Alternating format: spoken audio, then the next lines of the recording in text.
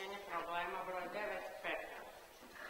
Znači, problem je bio, u srednjem vijeku ljudi su koristili pepeo za pranje odjeće, istražujući učinkovitost pepela kao sredstvo za pranje odjeće. Znači, prvo sastav pepela. Pepeo se sastoji od ugljena, osim ako potpuno se izgore, što je rijetko, kalcijeva karbonata, kalijeva karbonata, kalcijeva oksida i hidroksida te magnezijeva oksida. Sad ako pogledamo sastav pepela, vidjet ćemo prvo da ugljen i kalcijev karbonat nisu topljivi u vodi, kalcijev oksid i magnezijev oksid bi reagirali s vodom te tvorili slabo topljive magnezijev hidroksid i kalcijev hidroksid, te je jedina dobra topljiva tvar u vodi u sastavu pepela kalijev karbonat. Kako pepeo čisti? Kalijev karbonat pomaže pri uklanjanju masnih mrlja tako što reagira s triacilgliceridima, to je mastima, i tvori kalijeve soli masnih kiselina, to je sapun. Ovdje vidimo da kalijev karbonat, kada otopimo u vodi, nastaje djelomično kalijev hidroksid i ugljikov dioksid. Taj kalijev hidroksid onda može reagirati s mastima, te je jedan od produkata sapun. Taj sapun dalje pomaže pri uklanjanju masnih mrlja tako što omogućuje da se miješaju s vodom, što je inače nemoguće zato što su masti nepolarne, a voda polarno utapala. To omogućuje zato što se molekula sapuna sastoji od dva dijela. Polarne glave u kojoj se nalazi pozitivno nabijen kation kalija i negativno nabijen dio aniona, dok je ostatak nepolarni red koji se sastoji samo od ugljikovih i vodikovih atoma. Ovdje vidimo nicelu, to se dešava kada ove molekule sapuna, polarna glava se otapa u vodi, a nepolarni rep se uranja u nepolarnu tvar poput uljene masti, te nastaje nicela koje omogućuju da se mast i voda miješaju.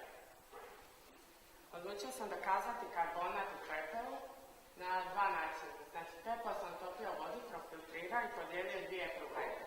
U prvi sam dodao kalcijev klorid. Zašto? Zato što karbonatni ioni bi reagirali s kalcijevim ionima i stvorili netopljiv kalcijev karbonat, te bi se primijetilo bijelo zamućenje. Znači, reakcija kalijeva karbonata i kalcijeva klorida nastali bi kalijev klorid otopljen u vodi i kalcijev karbonat koji bi zamutio. To možemo vidjeti na slikama. U drugoj epruveti sam dodao sok crvenog kupusa, to je pH indikator, te usporedio s otopinama natrijeva hidrogen karbonata, karbonata i hidroksida, jer su to lužnate soli natrija i imaju jako slična svojstva kalijevim solima, ali ih je puno lakše bilo za nabavu. Znači vidimo da otopina pepela u kojoj sam dodao indikator ima zelenkastu boju, što je identično otopini natrijeva karbonata u kojoj sam dodao indikator. Znači možemo zaključiti da pepeo uistinu sadrži topljiv karbonat. Određivanje koncentracije kalijeva karbonata. 5 grama pepela sam utopio u vodi te filtrirao. Dodao sam indikator i dodavao 10% otopinu limunske kiseline do promjene boje indikatora. Iskorišten između 2,5 i 3 ml kiseline, što znači da je koncentracija topljivih hidroksida i karbonata, uglavnom kalijeva karbonata, između 3,6% i 4,4%.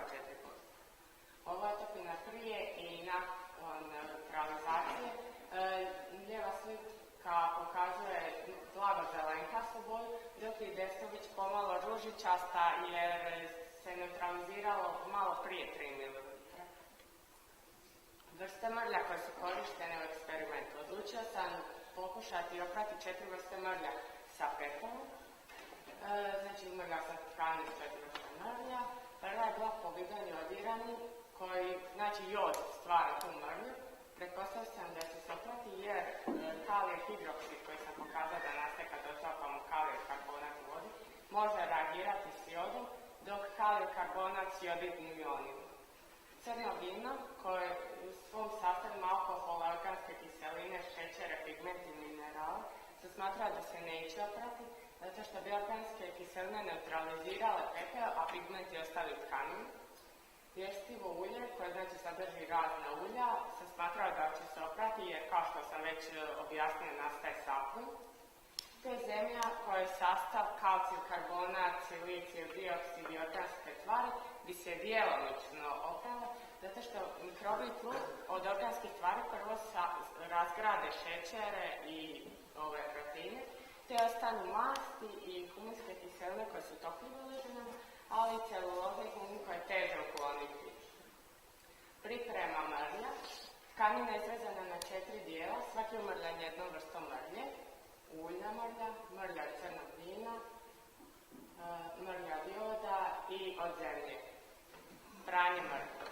Pripremljena je natopljena pepela i profiltrirana te podijeljena u 4 posude.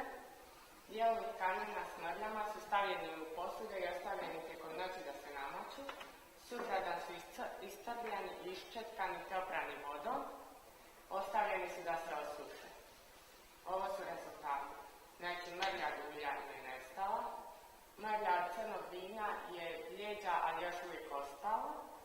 Mrlja od joda je nestala i od zemlje je nestala. Dakle, zaključak. Pepeo je učinkovito pranje mrlja od masti i ulja, joda i zemlje, a nije učinkovito pranje mrlja od crnog vina. Ova je literatura koju sam koristio. Zahvaljujem se na pozornosti.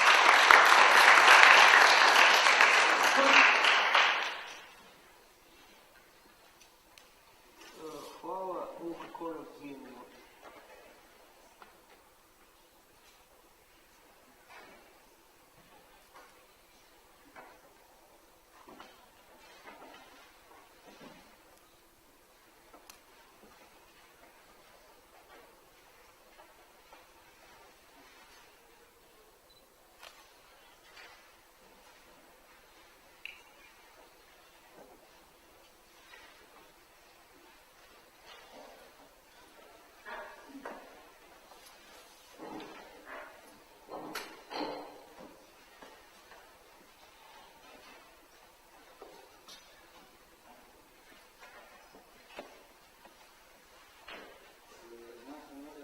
Desilo da se stavio više, to je više pepela u jednu količinu vode ili manju količinu pepela u jednu količinu? Smatram da bi brže opralo, te bolje, ali još uvijek ne bi mogao ukloniti neke vrste mrlja u crnog vina. Znaš li možda imali neki sastav pepela ili baš pepela kao spoja u nekim danas modernim sredstvima za pranje?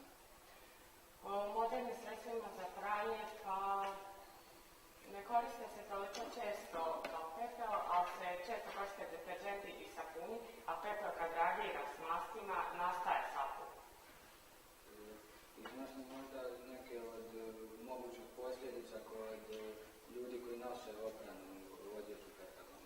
Pa smatram da se prvo trebalo jako dobro isprati vodom jer je pepeo lužnat da bi mogao štetiti kožu.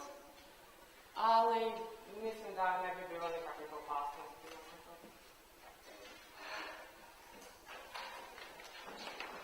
To je sve.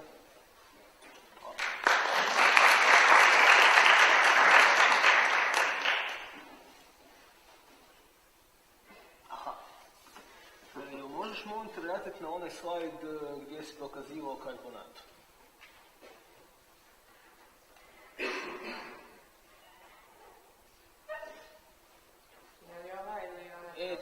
To. Dakle, ti si indikatorom dokazao da je to lužnato i kako si znao da je ta lužina baš od karbonata? Ovdje sam usporedio sa hidroksidom i hidrogenkarbonatom jer su to druge najčešće lužine. Hidroksid je boja žuto, a hidrogenkarbonat plavo. Ali već bolje je dokaz smatram na onaj prvi s dodatkom kalcijeva klorida. Ok, hvala.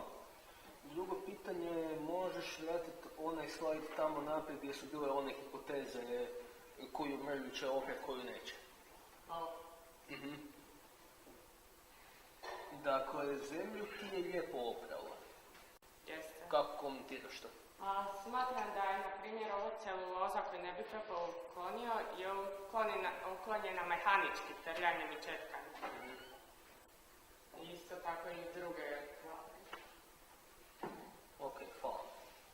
Ali to si lijepo napravio uvod za moje pitanje. Dakle, to mehaničko trganje i četkanje. Da li si možda probao oprat te iste mrlje, dakle na istom komadu tkanine bez dodatka pepela, recimo samo mehaničko? Probao sam ih, smočio sam ih te trljao i nisu se uklonili. Nisu. Nisu. Ok. Ok, a jesam li probao bez trljenja? Dakle, samo da ostaviš manje tkanine u otopini pepela, pa onda pogledaš bez da ispremljaš i bez da očekaš i bez da staviš u Znači, kad sam prvo sam ja ostavio da se namoči, kad sam došla sutradan, ja se sjećam, jod i ulje se nisu vidjeli, ali crno vino i zemlja su ostali, još uvijek bili. Ok, dobro. To je to. Spominjala si, dobro, ta otopina za pranje je užnata. Koliko je pH? Možda sam propustio.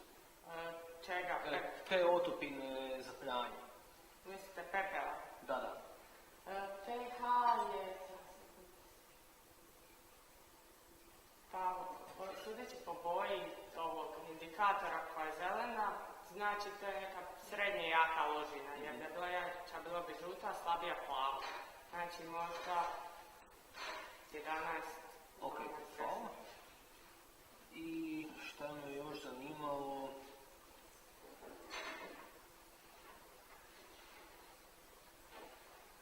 To je to. Imam još jedno pitanje.